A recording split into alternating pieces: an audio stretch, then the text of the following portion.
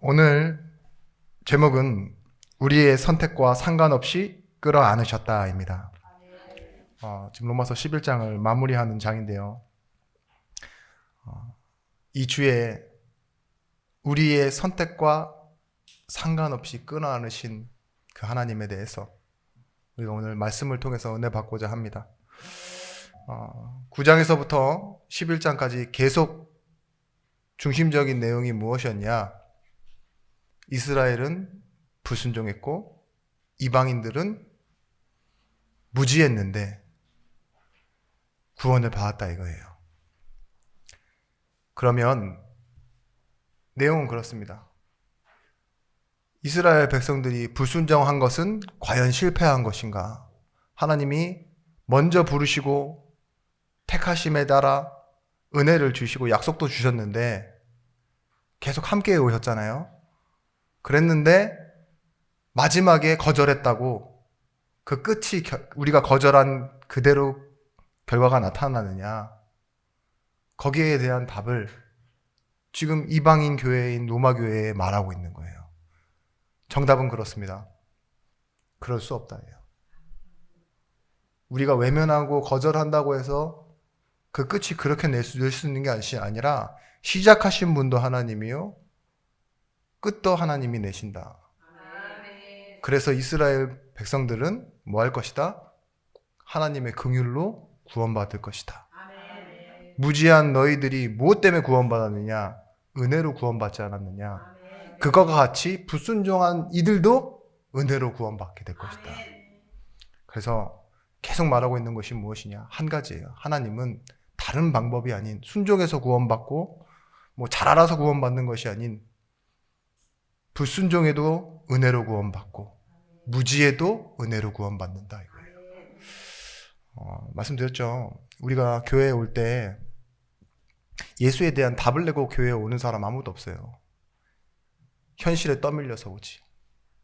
아무 답 없이 그냥 교회에 가볼까? 이러고 와서 뭐 하죠? 저게 답인가? 고민하잖아요. 한참 고민하다가 그래도 답이 안 날 때 있지만 하나님이 은혜 주실 때 어떻게 되죠? 우리는 그때를 두고 영접한다 그럽니다. 경쾌한 뱃소리와 함께 제가 지금 광고가 아닌 메시지를 하고 있습니다. 오늘 이 시작에 보시면 로마서 11장 35절 말씀, 누가 먼저 드려서 갚으심을 받겠느냐? 이게 종교와 다른 복음의 차이예요. 종교에서 요구하는 건 뭐죠? 특히 우상숭배에서는요, 드려서 받아요. 정성을 드리고 무언가를 내 마음을 드리고 어떠한 원인에 따른 결과가 온다는 말이죠. 근데 은혜는 뭐라고 말하느냐? 이와 반대되는 개념입니다. 주고받는 게 아니에요. 하나님이 먼저 시작하신 거예요. 알지도 못하는데, 그래서 구하지도 않는데 하나님은 우리에게 주시는 것이 있습니다. 그것을 보고 은혜라고 합니다. 이 은혜의 또 다른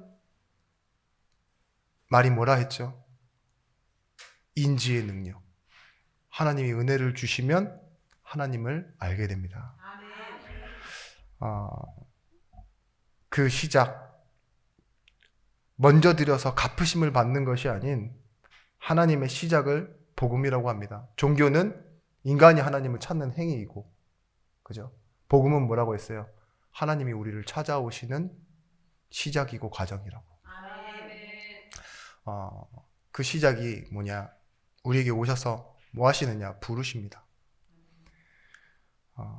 우리가 알고 있죠? 로마서 8장 28절 말씀. 하나님을 사랑하는 자, 곧 그 뜻대로 부르심을 받은 자들에게. 그 뜻대로입니다. 부르심을 받은 자들에게는 어떻게 된다고요? 모든 것이 합력하여 선을 이룬다고. 자, 맨 앞에 나와 있는 말이지만 하나님을 사랑하는 자, 이 말이 뭐냐? 하나님을 사랑하게 되는 자는 뜻이에요. 그 하나님의 뜻대로 부르심을 받은 자. 우리가 서론적으로 이 부르심이 무엇이냐? 세 가지의 부르심이 있어요. 하나님의 부르심에는 첫 번째 계획 있는 부르심과 두 번째 효력 있는 부르심, 그리고 세 번째는 후회하심이 없는 부르심입니다. 이렇게 정리해봤습니다. 계획 있는 부르심은요, 계획이 있다라는 말 자체에 하나님은요, 우리는 준비되지 않았는데 하나님은 준비하였다는 말이에요. 아브라함을 부르실 때 아브라함 한 사람만을 위해 부르신 것이 아니라 부르실 때 뭐라고 했습니까? 너로 말미암아 모든 족속이 복을 받게 할 것이다. 내 후손이 복을 받게 할 것이다. 라고 하면서요, 아브라함 한 사람만이 아닌 그 민족과 이방을 향한 하나님의 계획을 말씀하세요. 마찬가지로 우리도 그렇습니다. 우리도 구원받았다라는 건요, 내가 믿고 잘 된다라는 의미가 아니라 하나님 나를 부르실 때 내 주변 그리고 나의 미래 속에 있는 많은 만남들을 살리시려고 나를 전도자로 부르셨다는 걸 하나님이 우리를 부르셨다는 걸 아셔야 됩니다. 여러분들은 그래서 내가 믿어서 잘 되는 사람이 아니라 하나님의 계획 있는 부르심에 여러분들이 포함된 사람들이에요. 이스라엘 백성들을 제사장 나라로 삼으셔서 모든 민족 가운데 복 주시겠다고 말씀하신 것처럼 우리도요, 예중교회로 그냥 다니는 성도가 아니라요, 우리 예중교회를 통해서 이 지역이 복을 받고 이 지역과 관계된 사람들이 하나님을 알게 되어지고 교회가 성장할수록 뭐가 되어야 돼요? 우린 개인의 인생을 넘어서는 거지만 선교라는 현장을 보게 되죠. 제사장 나라 그 의미와 같이 우리 교회는요, 참된 선교를 회복하는 교회가 되어져야 합니다. 효력 있는 부르심은 무엇이냐?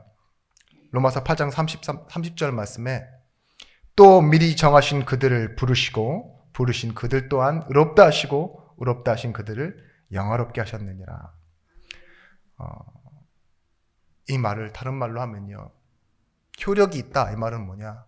단순히 청했다라는 의미가 아니에요. 부르기만 했다 이런 소리가 아니에요. 하나님께서 그렇게 계속 우리를 알아갈 수 있도록요, 작업해 가신다 이거예요. 마치 아이에게 엄마라는 소리를 듣기 위해서 몇 번 엄마라고 가르친다 그랬죠? 저도 잘 모르겠습니다. 예전에 기억이 났는데 설교문에 적어놨을 때 안 하겠는데, 근데 2만 번 이상이라고 들었던 것 같아요. 그 이상이겠죠, 아무래도. 계속 나를 가르쳐 뭐라고 합니까? 엄마가 라고 하잖아요. 아이가 엄마라고 부를 때까지. 옹알이 하다가 이랬는데도 엄마라고 착각하고 자기는 기분 좋아하고 기뻐하는, 그런데 그렇다니까요. 하나님은요, 성경에서 계속 말씀하셨어요. 구약에 너는 내 백성이 되고 나는 너의 하나님이 될 것이다. 계속 나 여호와가 말하노라 나 여호와가 말하노라 계속 말씀하시잖아요. 그것이 무엇입니까? 하나님이 부르셔서요, 효력 있는 부르심, 하나님을 알아갈 때까지 하나님 자신은요, 노력하시는 거예요. 요한복음 6장 29절 말씀, 예수께서 대답하여 이르시되 하나님께서 보내신 이를 믿는 것이 하나님의 일이니라 하시니. 그러면 하나님은 어떤 일을 하고 계시느냐? 하나님께서 보내신 이 예수 그리스도를 믿도록 지금 우리 가운데 일하고 계십니다. 오늘은 좀 원고가 먼저 나가서 그런지 컨닝하고 계신 분들이 계시는데 자, 할렐루야입니다. 우리 예습을 먼저 하셨으면 복습을 제대로 하시는 응답의 시간이 되었으면 좋겠어요.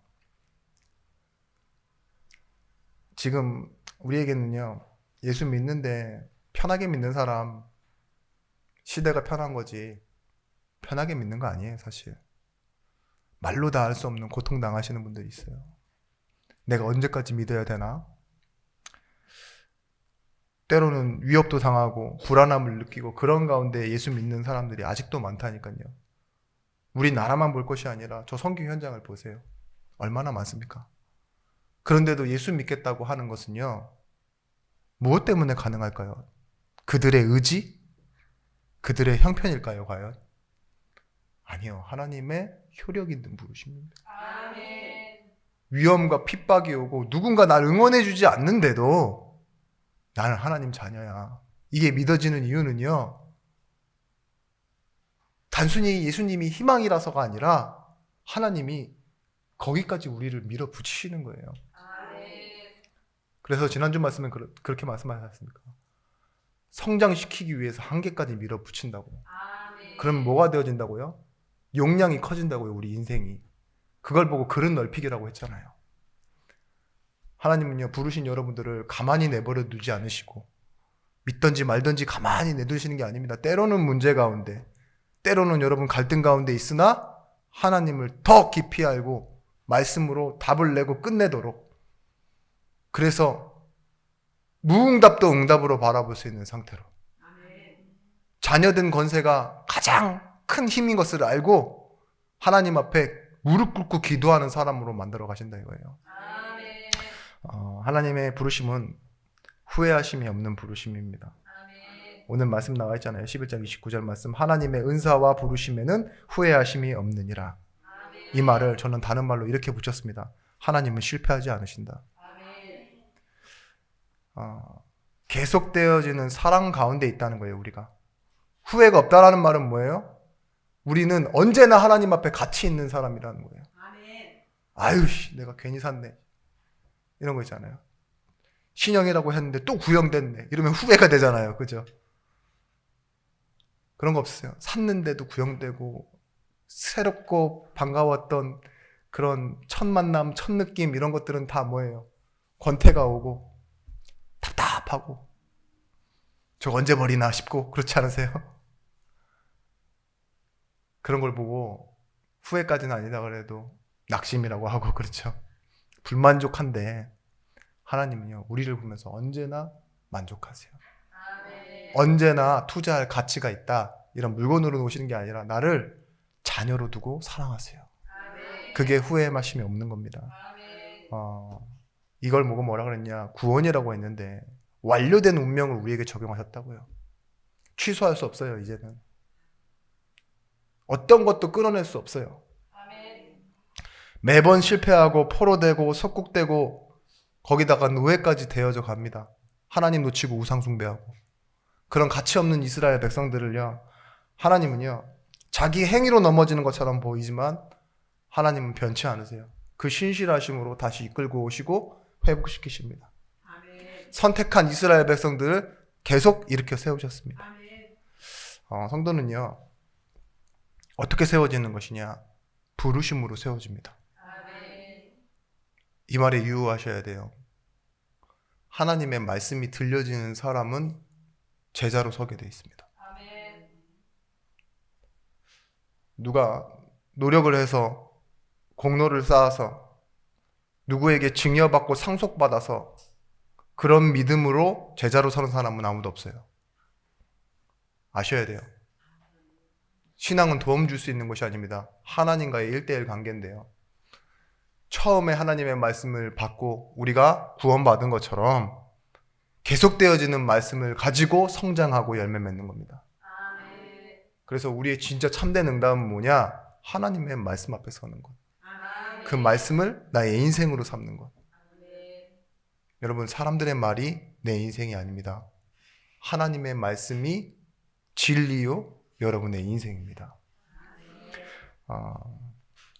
여러분, 이스라엘이 오늘 복음을 거부한 결과 이방에게로 복음이 넘어갔다, 전달되어졌다, 이렇게 말하고 있습니다. 바울이 유대인에게 복음을 전했어요. 항상 회당으로 먼저 들어가서 전했어요. 그런데 거부했죠. 회당은 유대인들이 모여 있는 곳이잖아요. 근데 그 회당에서 나올 때 바울이 항상 뭐라고 말했느냐? 너희가 비방하고 거절하는 복음을 가지고 나는 이방에게로 가노라, 이렇게 말했어요. 뭘 알고 있었느냐? 하나님의 계획을 알고 있었던 거예요. 그게 낙심할 일이 아니라 당연한 일이라고요. 여러분, 내 자녀는 복음을 거부하고 우리 주변에 있는 사람들은 교회도 그렇지만 내 교회를 다니는 나를 거부하고, 그럴 때 여러분 어떻게 하셔야 되느냐? 하나님의 계획을 따라가셔야 됩니다. 이게 우리에게 답이에요. 우리는 거기에 집착하잖아요. 계속. 왜 안 믿냐? 내가 본이 안 되냐? 우리 교회가 형편없냐? 모습을 갖추고 올게, 기다려봐. 이런 모습을 갖추지 않습니까? 전도라기보다는 저도 때로는 복수심이 생겨요. 나중에 잘 되고 번듯하게 내가 나타나서 당신을 전도하겠소. 그죠? 그런 생각 들지 않으세요? 제가 버스에서 내려가지고 헐레벌떡 가가지고 복음 전하는 것보다 좀 미안하지만 고급 세단을 타고 딱 내려가지고 기다리셨습니까? 밥은 제가 사겠습니다. 많이 드시지요. 다음에도 또 살 테니 복음을 들어보시지 않으시겠습니까? 이거 얼마나 멋있습니까? 그런 허무맹랑한 꿈을 자꾸 가끔 꾼다니까요. 그런 건 말고요. 오늘 말씀 들으면서 한번 하나님이 우리의 선택과 상관없이 나를 끌어내셨다라는 그 의미가 뭔지 한번 여러분들 묵상해 보시기 바랍니다. 많은 답이 될 거예요. 저는 참 그렇더라고요. 제가 여러 목사님의 말씀도 받고 주석을 받고 여러 가지 내용들을 봤지만 이상하게 저한테는 안 맞더라고요. 제가 수준이 낮아서 그런지 몰라도. 근데 참 신기하게 너무 감사하게 저에게만 주시는, 저만에게 이해시켜 주시는 방법이 있었어요. 그래서 제가 이단이고 사입이란 소리가 아닙니다. 참 신기해요. 그 부분이 참 우리 교회를 향한 하나님의 어떠한 또 다른 계획이지 않을까 하면서 저는 여러분들에게 이 말씀을 심부름합니다. 첫 번째입니다. 하나님은요, 순종하지 않는 가운데 가두어 두심이라고 했습니다. 순종하지 않는데 그 안에 가두어 두셨대요.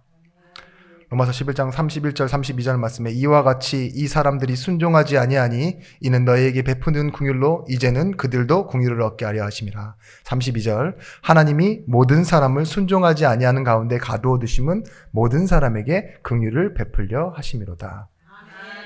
아멘을 했는데 여러분, 우리의 실력대로 읽으면 이 내용이 어떻게 나오느냐, 아무리 잘 읽어도요, 하나님이 우리를 순종하지 못하도록 어떤 굴레에 가두어 두셨다라는 의미로밖에 안 읽혀요. 그죠? 또 긍휼을 베풀어 하나님을 자랑하려 하셨다, 이런 수준으로도 읽혀지기도 하고요.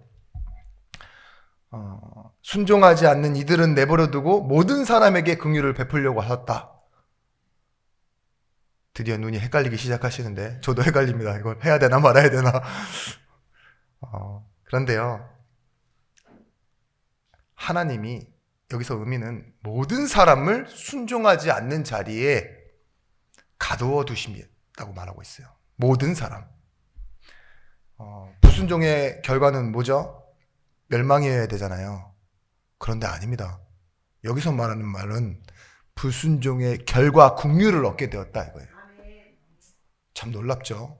그래서 놀랍도다, 신비하다 이러면서 시작하는 거예요. 하나님은 공평하신 하나님이에요. 왜 공평하신 하나님이냐? 여러 가지 방법으로 다른 식의 길을 내두신 것이 아니라요, 이스라엘 백성들은 많이 알고 있는데도 불순종하게 하셔서 뭐 하셨다고요? 긍휼로 구원받게 하셨고, 이방인들은 아무것도 모르는 사람인데도, 무지한데도 은혜와 긍휼로 구원받게 하셨대요. 그럼 하나님의 방법은 하나예요. 은혜와 긍휼. 그 하나님의 성품을 나타내시고 하나님의 길을 나타내시는 방법이 뭐였어요? 은혜와 긍휼 예수 그리스도입니다.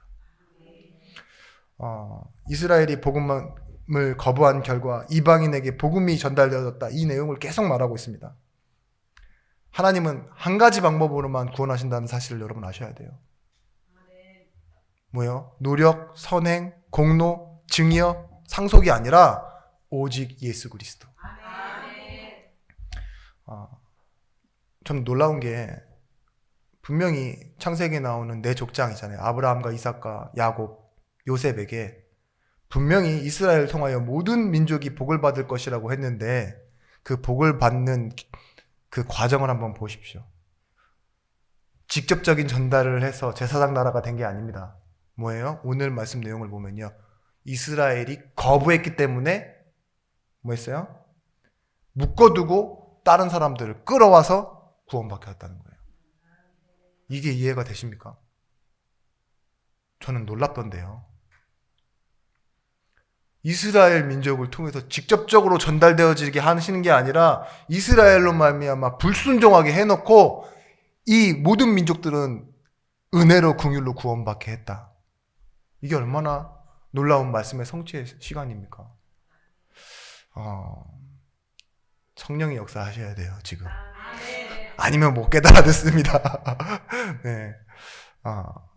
그래서요, 아무것도 모르는 이방인들이 은혜와 긍휼로 구원받고, 불순종한 이스라엘 백성도 무지한 이방인들을 구원한 방법과 똑같이 은혜와 긍휼로 구원받았다. 제가 이 얘기를 지금 벌써 한 4-5번 반복한 것 같죠? 여러분, 방법은 하나입니다. 길은 하나입니다. 뒤에도 나올 거예요. 왜 오직 예수만 길이 되는지. 저는 이 말씀을 듣는데 어떤 비유가 생각나느냐. 가둬뒀다? 하나님이요, 요셉을 30살까지 가두어 두셨어요. 어디에요? 보디발 집의 노예로 가두어 두셨고요. 감옥에 가두어 두셨어요. 오해받게 해서. 그 15년 정도의 세월이라고 하는데, 분명히 하나님이 함께 하시고 형통하게 하사 집과 가축에게도 복을 받게 하시고 간수장에게도 복을 얻게 하시고 그 애굽 바로가 다스리는 나라에게도 복을 받게 하는데, 요셉의 삶은 어디에 묶여 있었어요? 노예로의 집에, 감옥에 이렇게 묶여 있었어요. 가두어 두셨죠. 그런데 뭐예요? 시간표가 되니까요, 뭐 했어요? 이 요셉 한 사람을 통해서 하나님의 구원 계획이 다 성취되기 시작합니다. 형들이, 당신들이 나를 팔았으므로가 아니에요. 하나님이 나를 앞서 보내셨나이다가 고백되어지는 거예요. 그래, 당신들이 나를 팔았으므로 나는 그걸 겪었지요. 그렇지만 하나님은 그 끝을 선으로 바꾸셨습니다. 창세기 50장 20절 말씀. 원인은 당신에게 있고 그걸 겪은 과정은 본론은 나한테 있지만 뭐예요? 결과는 하나님이 바꾸십니다. 이거예요. 우리가 거기서 서론도 있었고 본론도 있었고 다 있지만 뭐예요? 그 모든 테두리는요, 하나님의 손 안에 있었습니다. 하나님 주권 안에 있었습니다. 이 고백이잖아요. 알다시피 고린도전서 3장 6절 말씀, 나는 심었고 아볼로는 물 주었을 때 심은 것도 물 준 것도 아무것도 아니로되 뭐예요? 오직 자라나게 하시는 이는 하나님이시니라. 하나님의 은혜라고요. 오직은, 결과는 하나님이 만들어내신다고요. 다윗의 10년, 모세의 120년 인생 중에 80년을 보십시오. 40년은 그 애굽의 바로의 왕궁에서, 40년은 도망자로, 살인자로 미디안 광야에서, 40년은 뭐예요? 하나님과 함께하는 그 광야에서. 근데 모세의 인생은요, 가두어 두신 거예요. 하나님의 계획의 날까지. 성도들도요, 불편한 일들로 참 교회에 일어나는 많은 이슈들을 보실 거예요.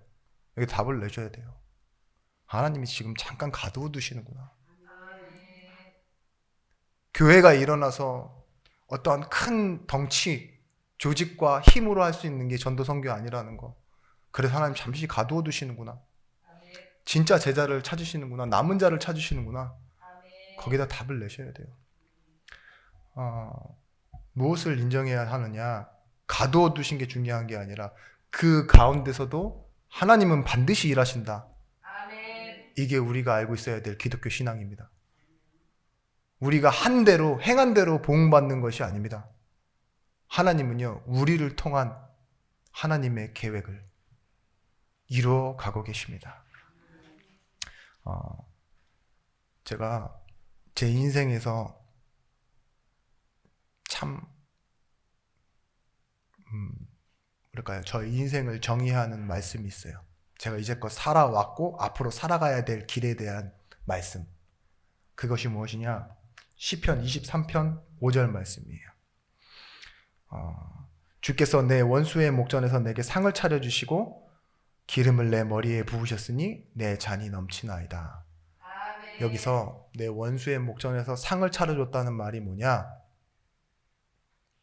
여기서 상은 트로피가 아니라 밥상을 말합니다. 식탁.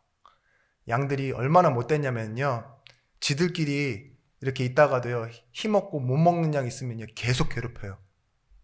다윗은 그걸 본 거예요. 목자였으니까, 목동이었으니까. 그래서 어떻게 하느냐? 이 나뭇가지를요, 몇 개 있죠. 양 한 마리만 딱 놔두고 감옥을 만들어줘요. 가둬두는 거죠.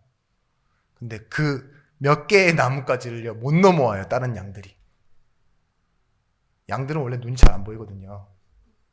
그래서 그런 것도 있고, 그 조금만 장애물이라도 있으면 다가가지를 않아요.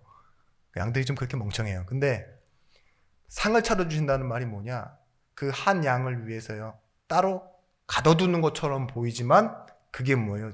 하나님의 지키심이다 이거예요. 아멘. 제가 이 말씀을 어떻게 생각했냐? 저는 어렸을 때부터 그렇게 특별한 게 없고 잘난 것도 없습니다. 그런데 어느 날 보니 늘 교회를 떠나야지만 그렇게 생각하고 있던 제가 신학교에 가 있는데요. 막상 이 7년 동안 다니면서 졸업해야 되는 날이 오고 그때 보니 막상 같이 시작했던 사람들이 중도에 많이 나갔어요. 그죠? 그런 모습 보니까 무슨 생각했냐? 이건 내 의지로 한 게 아니다. 할 게 없어서 내가 이걸 한 것도 아니다. 그런 생각이 들기도 하고요. 하나님이 나를 진짜 밥상을 차려주신 거다 이런 생각했어요. 제게 밥상이 어디였냐? 이 예중교회입니다. 제가 나가지도 못해요. 근데 누가 들어오지도 않아. 나를 지키는 방법이라니까요, 하나님이. 이 감옥, 이 바리게이트를 통해서 하나님 저를, 제 인생을 지키셨다는 걸 제가 진짜로 하나님 앞에서 너무 감사하게 몇 날 며칠을 생각하고 또 이게 시간이 지나잖아요. 그러면 좀 바뀌어요. 근데 이 고백을 제가 어느 한 친구에게 했어요. 그 친구가 누구였냐? 이제 태국 통역사인데 같이 이 난민 캠프를 가게 된 친구거든요. 난민 캠프에 갔는데 이 친구의 문제가 뭐냐? 뭐 가문에 이렇게 많이 내려오는 문제들이 있어요. 이 친구의 누나가 얼마나 실력 있느냐? 하루에 통역하면은요, 뭐 500에서 1000만 원은 그냥 받아요. 하루 통역하는데. 국가대표 축구선수단 가면은요, 태국에서는 이 친구만 찾아요. 뭐 방탄, BTS, 뭐 가수들 있죠? 콘서트 하면요, 이 사람이 메인 스피커예요. 옆에서 같이 계속 통역해주고 하는데요. 제가 그 옆에 있는 다른 통역사들도 알거든요. 하루에 3, 40만 받으면 많이 받는데 그만큼 특출날 정도로 이 누나도 그렇고 이 친구 또한 비슷해요. 그러니까 실력이 어마어마한 거죠. 근데 이 친구가 한번 알아 누우면요 3일을 안 일어나요. 누워서 빵만 먹어요. 그러니까 사람들이 다 난민 캠프 왔으니까 귀찮아서 저런다, 뭐 꾀병 부리는 거다 이렇게 말하는데 아니에요. 그 친구에게는 자기도 모르는 누우면은 못 일어나는 그런 영적인 문제가 있는 거죠. 그래서 다른 사람들은 다 이렇게 불평하고 미워하는 사람도 있었는데 제 눈에 보기에는 너무 귀하더라고요. 그래서 이 얘기를 해줬어요. 시편 23편 5절 상을 차려주신다는 말, 그 말이 뭔 줄 아냐? 너도 힘들지? 그 정도 누워있으면 허리 베겨. 욕창나겠다 제가 이러면서 이 고백을 해줬어요. 나는 틀린 기회가 너무 많았던 사람들 중에 아무 기회가 없었다. 그냥 이거 아니면 할 게 없더라. 어떤 사람은 주변에서 뭐 해보라 권하고 잘하는 게 있어서 그걸 하다 보니 겸하다 보니 다른 선택하고 이랬는데 나에게는 기회가 없더라. 그게 하나님이 나에게 창을 차려주신 그 밥상이었다. 이것만 먹고 일용할 양식으로 살아가는 거. 이 일밖에 할 수 없을 만큼 때로는 비참해지고 초라해지는 거. 그렇게 갇혀있는 것처럼 보였는데 내가 갇혀있는 게 아니라 누군가 나를 공격하지 못하는 거더라. 내 인생은 하나님의 손에 붙잡혀 있더라. 얘기해 줬어요. 근데 그 친구가 몇 년을 그 얘기를 하더라고요. 저를 볼 때마다. 지금 한국 와 있습니다. 신학교에. 저한테 그랬어요. 그때 제가 주목이었거든요.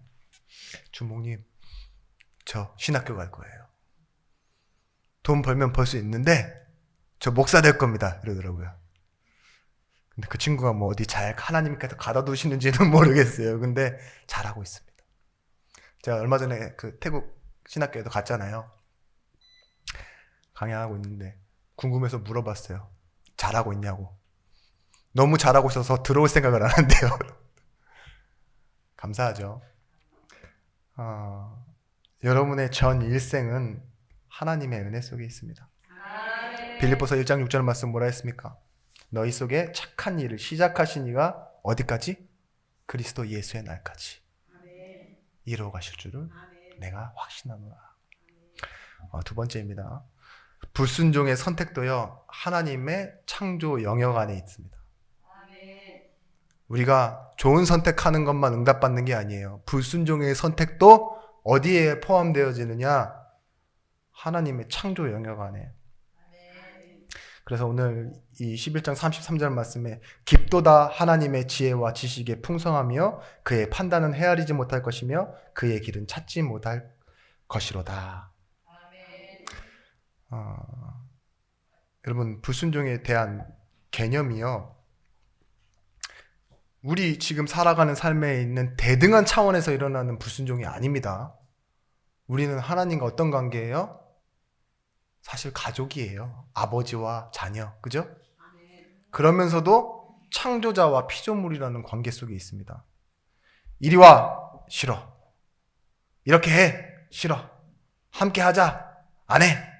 이러면 어떻게 되는 거예요? 결과는 이리 와 싫으면은 안 가는 거고, 이렇게 해 싫어하면은 안 하는 거고, 함께 해 이래서 안 한다 그러면은 함께 못 하는 거잖아요. 그게 아니라니까요. 그런 불순종의 개념이 아니에요. 싫어? 하나님이 감싸 안으세요. 안 해? 하나님이 감싸 안으세요. 내가 해. 네가 말하는 그 일도 내가 하리니. 왜? 모세에게 하나님 하신 하나님의 말씀이잖아요. 우리의 선택이 창조의 영역을 벗어나지 못한다라는 거, 욥기서 38장 8절 말씀에 이런 말이 있더라고요. 바다가 그 모태에서 터져나왔을 때 문으로 그것을 가둔 자가 누구냐 이거예요. 바다가 넘치는데 그것을 가두어 안고 있는 게 뭐죠? 지구잖아요. 그죠? 터져 나갑니까? 감싸 안고 있는 게 뭐예요? 중력입니까? 하나님이에요. 그런 것처럼 그때 내가 구름으로 그 옷을 만들고 흑암으로 그 강벌을 만들고, 이 말처럼 모든 사람이 불순종하는데도요, 어디를 넘어갈 수 없어요? 하나님이 안고 계신 그 품을 떠날 수 없어요. 그게 하나님의 창조 섭리입니다. 한계를 정하고 문빗장을 지르고 이르기를 내가 여기까지 오고 더 넘어가지 못하리니 내 높은 파도가 여기서 그칠지니라 하였노라. 순종했느냐 불순종했느냐, 이것이요 내 창조의 의지와 결국을 막을 수 있는 차원의 문제는 아니란다. 하나님 말씀하시는 거예요. 우리가 무엇을 선택할 수 있는가, 이런 것들이 굉장히 사람의 인생에선 중요한 거죠. 선택이 중요하잖아요.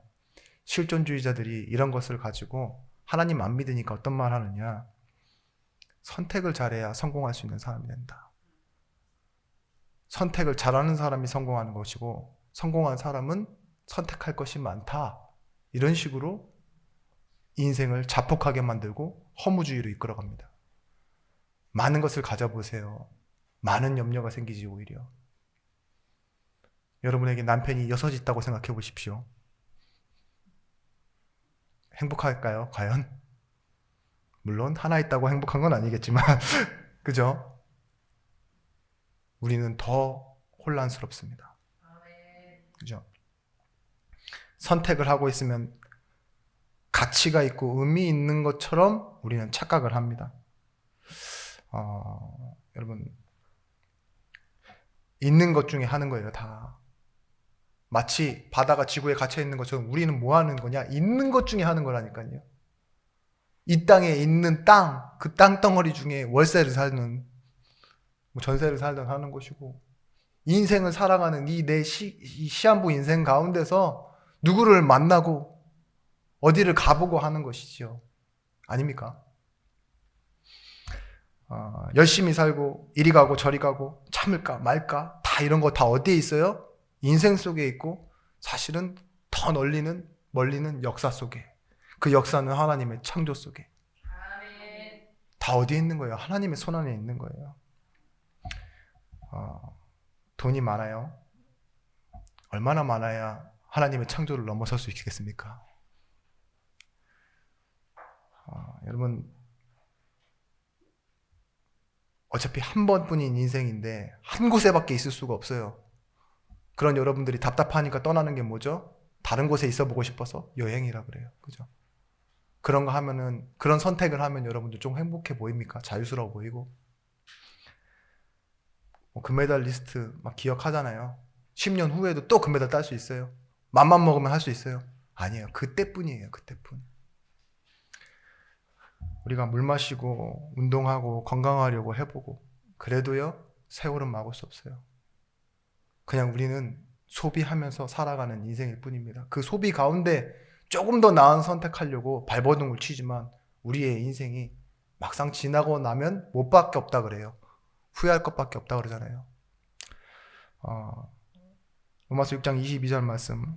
그러나 이제는 너희가 죄로부터 해방되고 하나님께 종이 되어 거룩함에 이르는 열매를 맺었으니 그 마지막은 영생이라.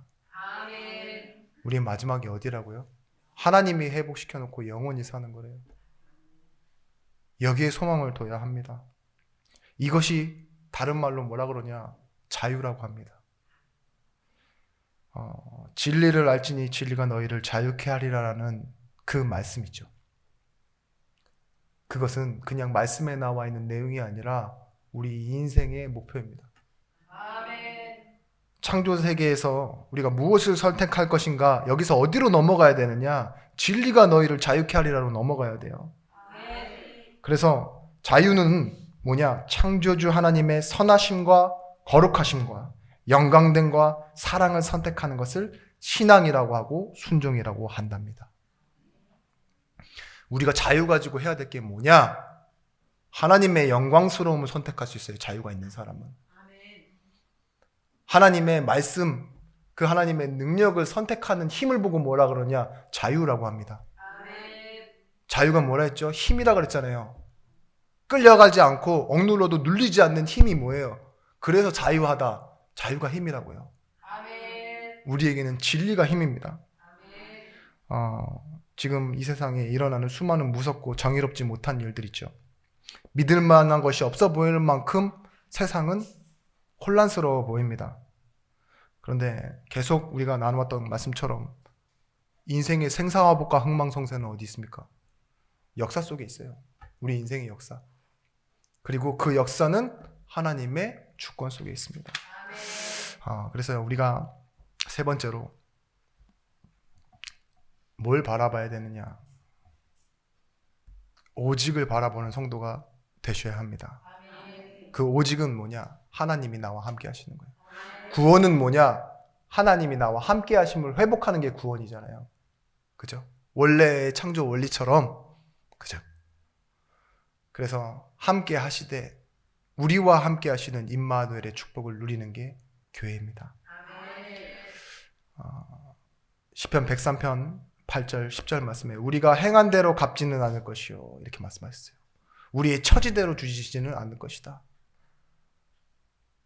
하나님이 이렇게 일하세요. 행한 대로 처지대로 주는 것이 아니라 뭐예요? 함께 하심을 통해 이루어 가시는 거예요. 아비가 자식을 불쌍히 여긴같이 그것이 복음입니다. 그것이 긍휼인 예수입니다. 로마서 8장 39절 말씀. 높음이나 8장 39절 말씀입니다. 높음이나 깊음이나 다른 어떤 피조물이라도 우리를 우리 주 그리스도 예수 안에 있는 하나님의 사랑에서 끊을 수 없으리라. 끊을 수 없어요. 이 예수 안에 있는 우리를. 지옥불에 영원히 타 죽을 죄인들이라는 이 설교를 하신 그 18세기, 19세기의 뉴 잉글랜드의 조나단 에드워드라는 분이 계십니다. 진짜 유명한 분이에요. 조나단 에드워드. 근데 이 설교에 뭐라고 나왔냐? 지금 보면 못난 우리의 실패와 어리석음과 무지와 방탕까지 하나님의 품에 쌓여있지 그것을 넘어갈 수는 없다. 모든 사람을 순종하지 않는 것에 가두어두심은 저들의 능력과 선택, 실력, 행사 무엇으로도 감싸는 하나님의 손을 풀 수 없다. 이렇게 말하고 있습니다. 여러분,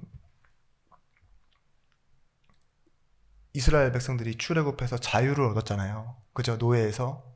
근데 그 자유인의 선택을 보십시오.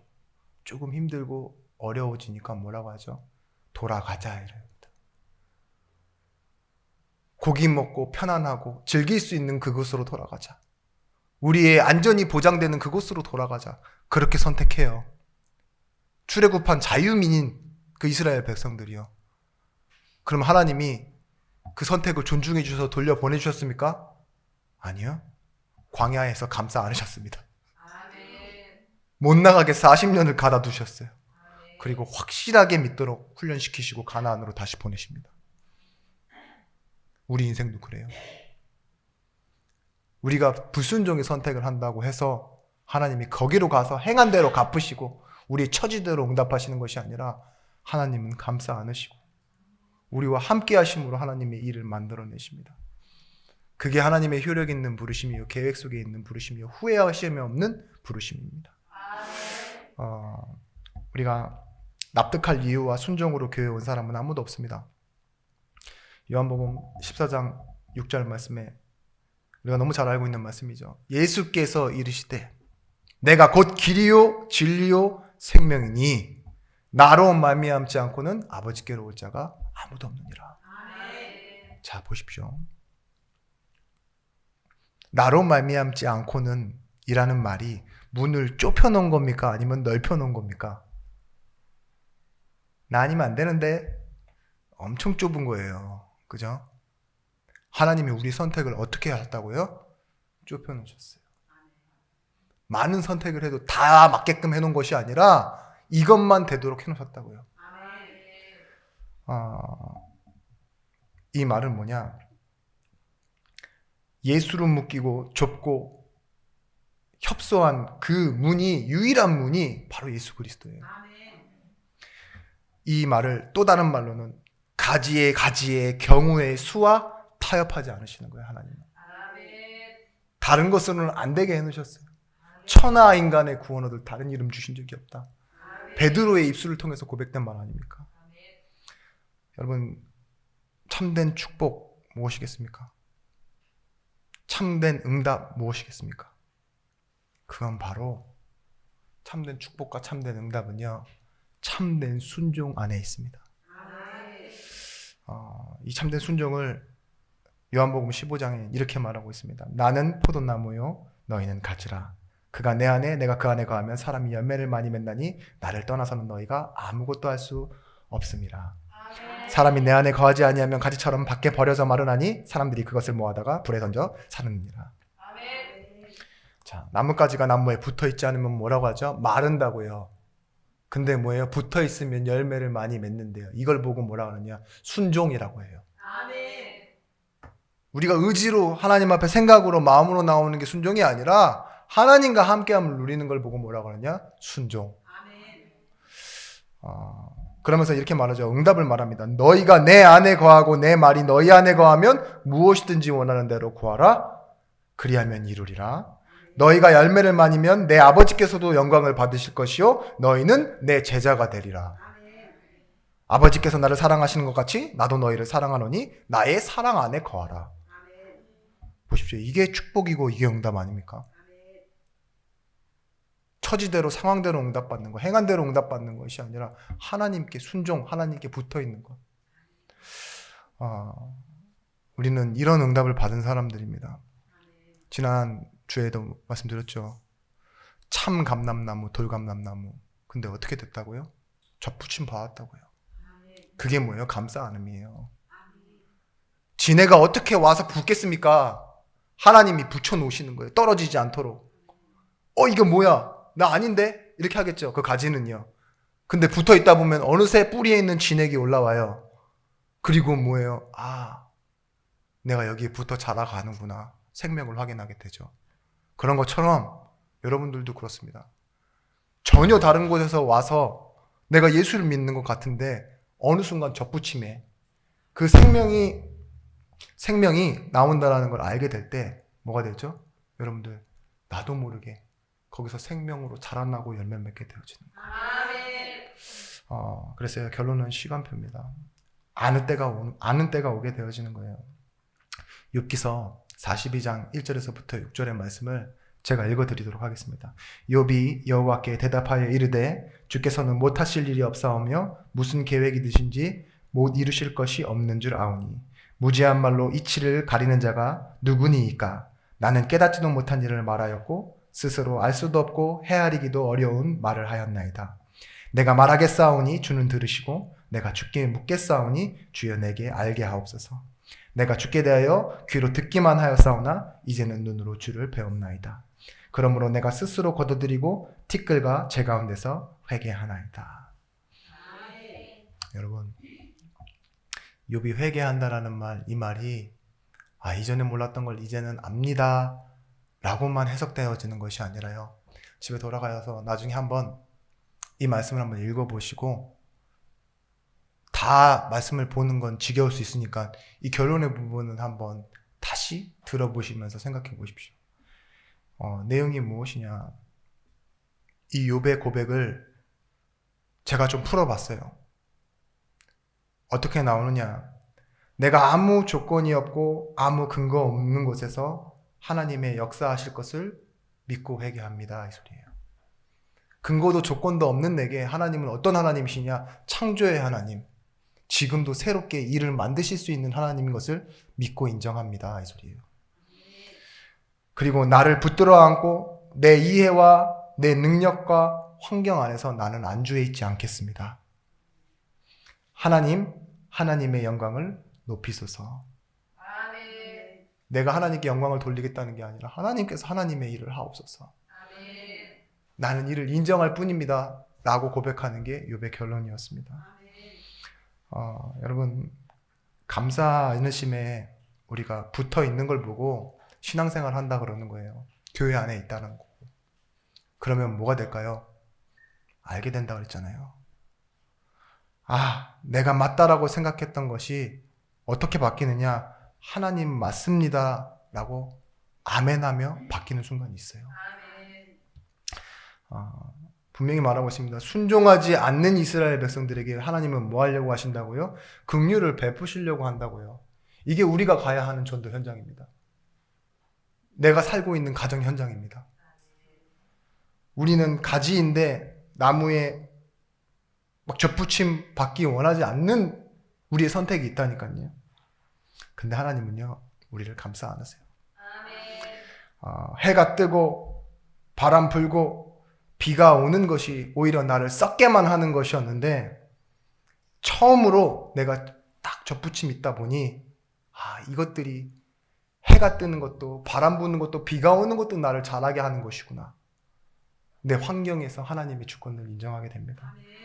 그래서 여러분, 이 나를 붙드시고 나를 감싸시는 그 하나님의 은혜를, 긍휼을 알게 된다면 여러분들은 돌아가셔서 이렇게 기도하게 되실 겁니다. 어떻게 기도하게 되느냐? 하나님, 나를 붙잡아 주세요. 아멘. 또 현장에서 이렇게 기도하게 되실 겁니다. 하나님, 내 자녀를 은혜와 긍휼로 붙잡아 주세요. 아멘. 하나님, 내가 만나는, 현장에서 만나는 저 영혼을 하나님께서 붙잡아 주옵소서. 아멘. 그렇게 기도할 수 있는 사람이 하나님의 마음을 가진 자요, 전도자입니다. 하나님의 말씀 속에 있는, 하나님의 말씀의 성취 속에 있는 예중교회의 성도들이 되시길 바랍니다. 아멘. 기도하겠습니다.